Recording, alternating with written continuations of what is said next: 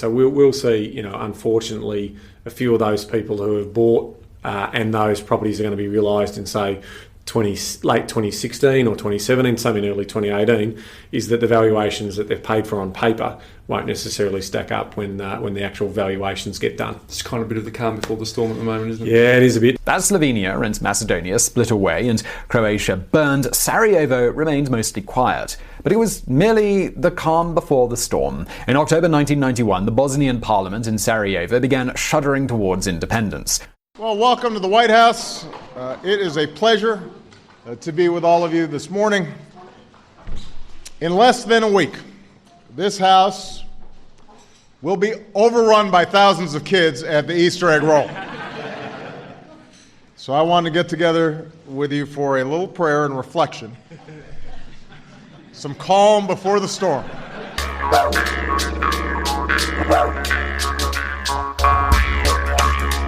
G'day guys, and welcome to Aussie English. My objective here is to teach you guys the English spoken down under. So whether you want to speak like a fair income Aussie, or you just want to understand what the flippin' hell we're on about when we're having a yarn, you've come to the right place. So sit back, grab a cuppa and enjoy Aussie English.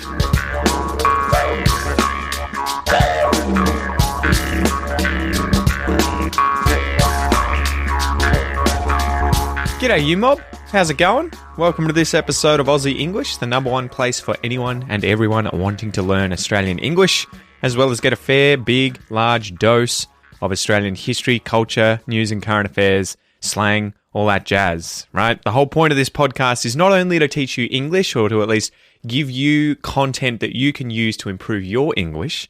I don't really consider myself teaching you anything. I'm just presenting it to you and then you are teaching yourself, right? But the whole point of the podcast is to give you this sort of content so that you can not only learn English and improve your English abilities, but also get a better understanding of what it is to be an Aussie, which hopefully many of you will become. So anyway, guys, welcome to this episode of Aussie English. This is an expression episode where we'll be going over the expression, the calm before the storm. Before we get into that, just remember, if you want the transcripts to these podcast episodes, if you want to use the premium podcast player so that you can read and listen at the same time and get other downloads as well as the full GOS episodes, everything like that, make sure that you sign up for the premium podcast membership at aussieenglish.com.au/podcast. If you would like the podcast as well as my academy, you can sign up for the academy at aussieenglish.com.au/academy, and you will get access to hundreds of mini courses based on these sorts of expression episodes. So there's loads and loads of content in there. There are shadowing courses, natural English conversation courses, interview courses, and you'll also get access to the speaking calls, the group speaking calls with Teacher Ian that are 3 times a week about different topics related to Australia or just the world to sort of encourage you to practice your speaking. And you can also join the student speaking calls where students get together and practice their English on a weekly basis.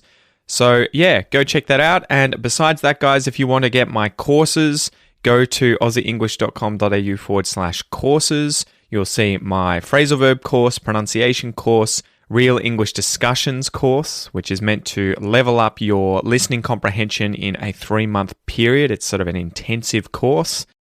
And the pronunciation course is coming out soon. I'm still working on it, but we're getting closer and closer. I've almost completely finished everything that needs to be done before recording all of the lessons. So I'm looking forward to smashing that out, getting it done, and re-releasing it. So anyway, it's been a really good week. Pretty chill, pretty relaxed. I've been seeing my parents quite a lot, so we're sort of happy that lockdown has kind of relaxed a little bit down here in Ocean Grove, as we're outside of Melbourne, which is still in, I think, stage 4 restrictions, though they may ease this weekend. I think Daniel Andrews is giving an announcement. Our Premier is giving an announcement tomorrow, I believe. So numbers are reducing. They're getting lower and lower and lower. So hopefully you guys living in Melbourne will have some restrictions eased soon and you can get out and about, see your loved ones, or go to, the shops, the cafes, the restaurants, the places that you like to go, and also mingle, catch up with your friends and hang out. So I've been doing that quite a bit with my folks. At the moment, we're only really allowed to see one other group of people, at least to have them over in your house. And yeah, it's been my folks, obviously, that makes the most sense to hang out with them because they live close and they want to see my son Noah. So yeah, that's what we've been up to. Lots of socializing, drinking a bit of whiskey. As you know, I'm getting into the whiskeys a bit, so maybe you guys, anyone who's into whiskey, I'm looking over my shoulder. I've got a lot of Ardbeg, Macallan, and Talisker. I'm getting really into the Ardbeg and the Talisker because they're like these smoky, peaty whiskies that are, there's a lot to them. They're pretty complex. So anyone who likes their peaty whiskies, their Scotch whiskies, I'm on the same page as you. So anyway, guys, a bit of a ramble there at the start. We can get into this episode, though. The expression is the calm before the storm. I wonder if you've heard this one before, the calm before the storm. But before then, I thought, obviously we get into a little joke. It's always good to have one of these sorts of dad jokes. They're kind of unfunny. They're not that funny. They're kind of, we would call ha-ha funny, where the laugh is forced. It's not a natural laugh. You're like, oh yeah, ha-ha. Was it ha-ha funny or was it actually funny? So here's the joke, guys. It's good for you to practice with these because you'll sort of understand puns, humor, and everything like that in English. Here's a joke. What do snowmen eat for lunch? What do snowmen eat for lunch? And no, a snowman is a man made from snow, right? When it snows, kids put together these big balls, create like a man that has maybe a carrot for a nose, some sticks for ears, and, or arms, maybe, probably arms, and call it a snowman. What do snowmen eat for lunch? Are you ready for this? It's a pisser. It's funny. Are you ready? Iceburgers. You get it? Iceburgers. What do snowmen eat for lunch? Iceburgers. Okay, so obviously the joke there is on the word iceberg.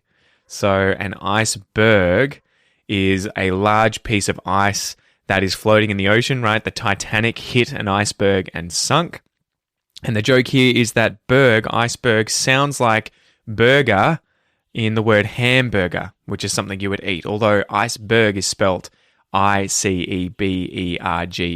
So berg, B-E-R-G-E. Hamburger is spelled H-A-M-B-U-R-G-E-R. So anyway, that's the joke. What do snowmen eat for lunch? Iceburgers. So I laugh because the joke's just so dumb, right? Like it's funny because it's not funny, if you know what I mean. So I guess that's why, I don't know why men are so into dad jokes. I know, it becomes such a cliche where middle-aged men in their 30s or 40s start telling these jokes and laughing a lot, and the jokes tend to not be very funny, but for us, they're funny because they're not funny, if that makes sense. So, yeah, anyway. So the expression is the calm before the storm. The calm before the storm.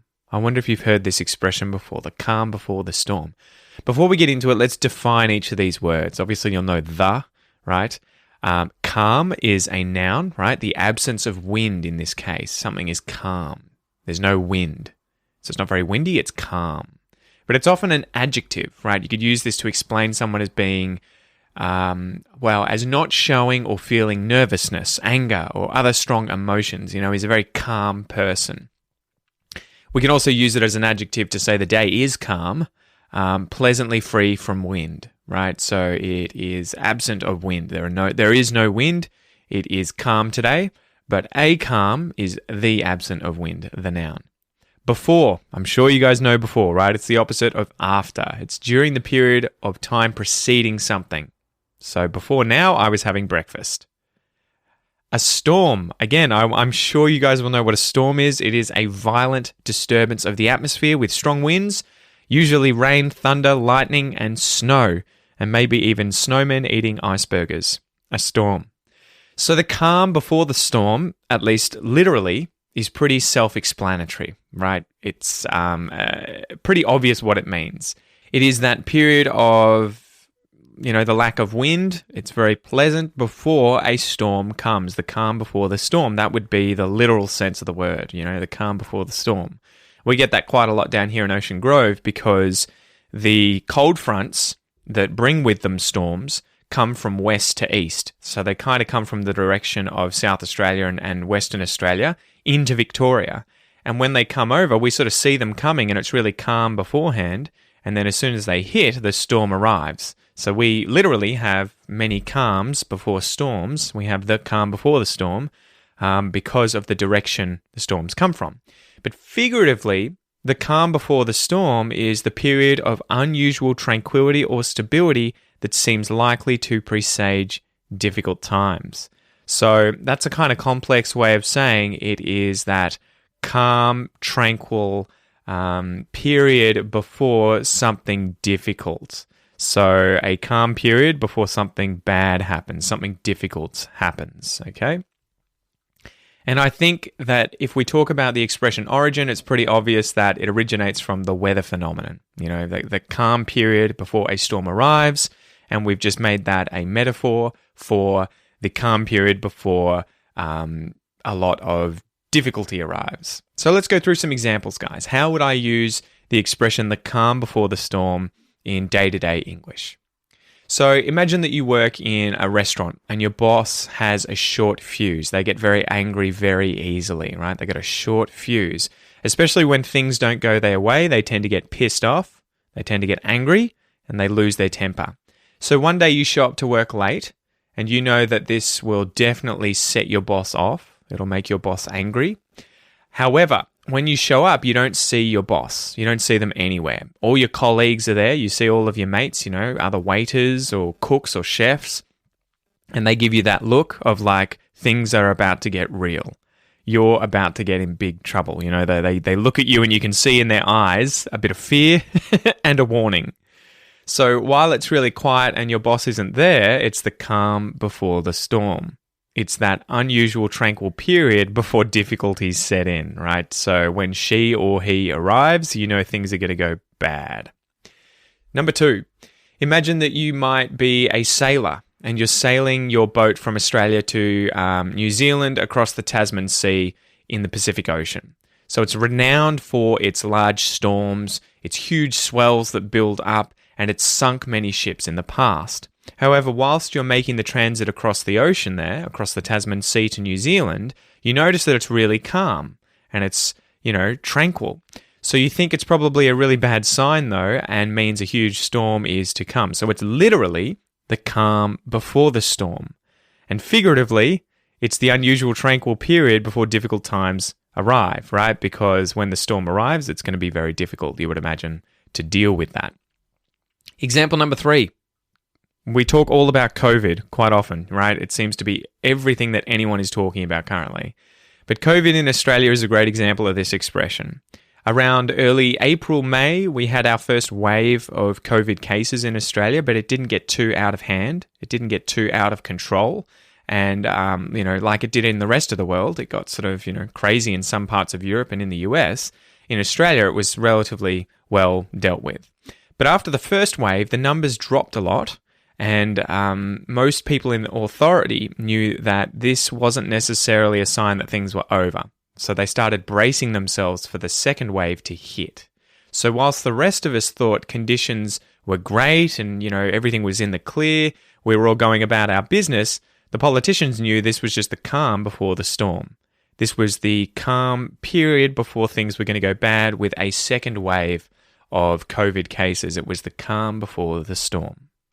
So there you go, guys. Hopefully you understand the expression the calm before the storm. Obviously, the literal sense is that calm period before a storm arrives.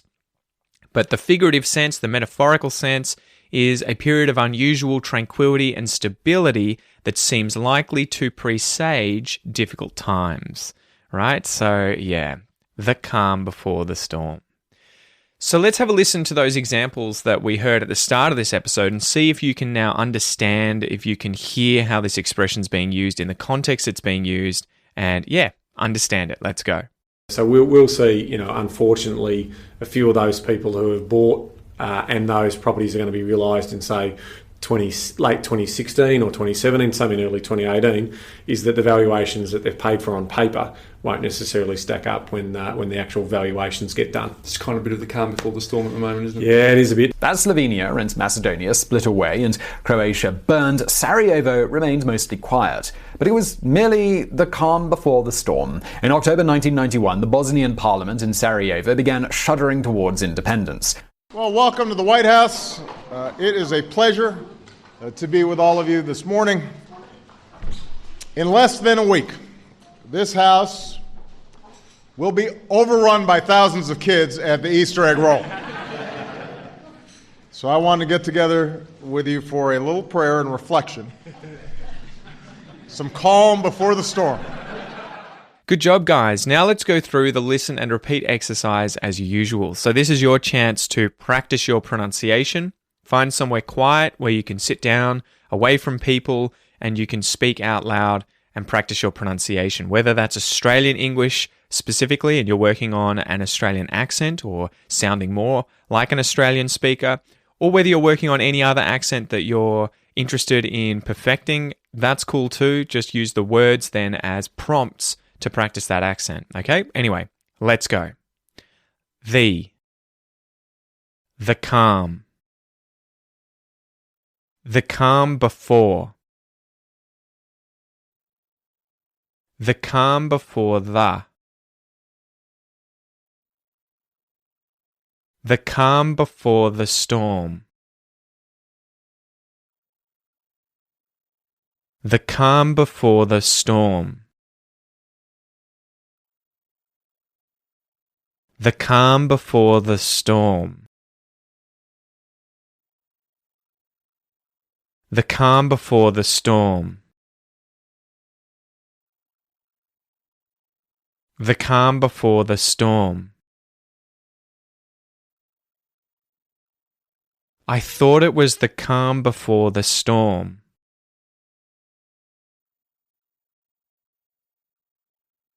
You thought it was the calm before the storm.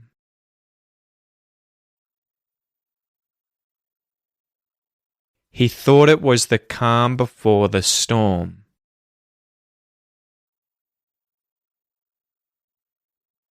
She thought it was the calm before the storm.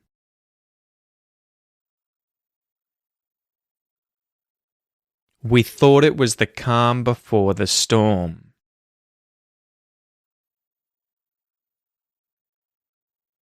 They thought it was the calm before the storm.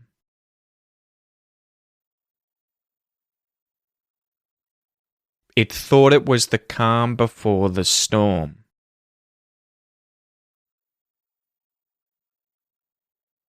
Great work, guys. Great work. There wasn't much going on there in terms of connected speech. There was a little bit with I thought it was, you thought it was, where the T at the end of the word thought was becoming a T flap and joining to the word it.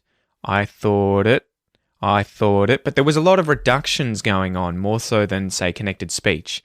Words like it, was, and the, or the, were all becoming reduced, using that schwa sound. So instead of hearing, I thought it was the calm before the storm, you're going to hear these words become reduced and a schwa sound kind of take over that vowel sound in these words. So you'll hear, I thought it was the calm before the storm. I thought it was the calm before the storm. And as a result of doing this, you're going to hear that the emphasis falls on things like the verbs and the nouns. I thought it was the calm before the storm. Okay, so that's something to pay attention to. That's pretty advanced stuff there where we're talking about intonation as well as reductions, but it all helps with sounding more natural when speaking English, learning those kinds of things, paying attention to them, and constantly focusing on speaking with that kind of intonation or pronunciation. Anyway, guys, before we finish up, today I thought I'd read an extract from the website aboriginalartstore.com.au that tells the dreaming story of the lightning spirit Namakon. Okay? Namakon was the Aboriginal name for the lightning spirit, and images of him are often found in caves and on rock surfaces in the area of Kakadu and Arnhem Land in the Northern Territory. The sacred site of Namakon, the lightning spirit, is about 56 kilometers away to the east of the Nimbua rock. It is here that Namakon dwells throughout the dry season. When the wet monsoon season starts to build up in November, Namakon flies up into the sky and sits on storm clouds made by the rainbow serpent. From there, he emits deep growls of thunder and sends lightning flashes across the sky, although no rain falls until the rainbow serpent releases it. The high vantage point allows Namakon to keep a close watch on Aboriginal people living below to see if they are observing codes of good behaviour, conducting sacred ceremonies, and passing on history and religion to the uninitiated in their tribe. If Namakon sees anything which displeases him, he plucks one of the stone axes from his knee or elbow joints and hurls it at the offender. Sometimes he misses and cleaves a tree in two. This is a significant Dreamtime story, and many artists from the northern part of Australia depict Namakon in their artworks. So if you want to learn more about this, guys, be sure to go and check out aboriginal.artstore.com.au. The link will be in the transcript and in the show notes. And be sure to do a Google search to check out some of the really cool rock art paintings of Namakon in places like Kakadu National Park. Anyway, guys, I'm your host, Pete. This is another episode of Aussie English. I hope you enjoyed it, and I'll see you next time. All the best.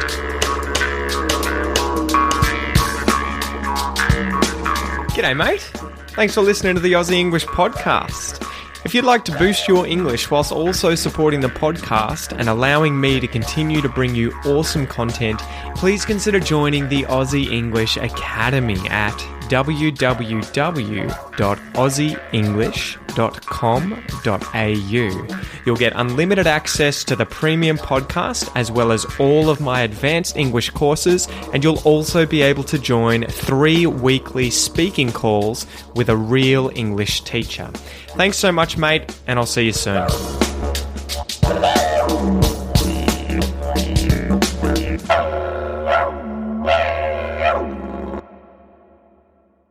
The clips used in today's episode were from the YouTube channels Empower Wealth Advisory, Geographics, and the Obama White House. If you'd like to check them out, they'll be in the show notes and the transcript.